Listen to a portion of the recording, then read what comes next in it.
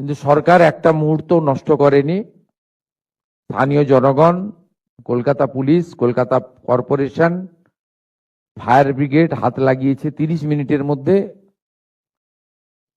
এবং ঘন্টা দুয়েকের মধ্যে আর্মি এবং এনডিআরএফ কে যুক্ত করে আমাদের এসডিআরএফ সহ আমরা উদ্ধার কার্য করে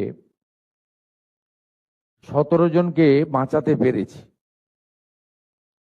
এটা ভগবানের অশেষ করুণায় হয়েছে, কিন্তু আমরা 16 জনকে বাঁচাতে পারিনি।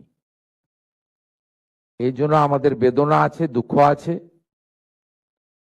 এবং আমরা ভবিষ্যতে চেষ্টা করব যাতে এই ধরনের ঘটনা না ঘটে। আপনারা অত্যন্ত অর্থনৈতিকভাবে দুর্বল এবং সমাজের অর্থনৈতিকভাবে পিছিয়ে পড়া মানুষ, সেই কারণে রুটি রুজি পেটের টানেই এই ধরনের ঝুঁকিপূর্ণ কাজ আপনারা করেন, আপনার পরিবারের লোকেরা করেন।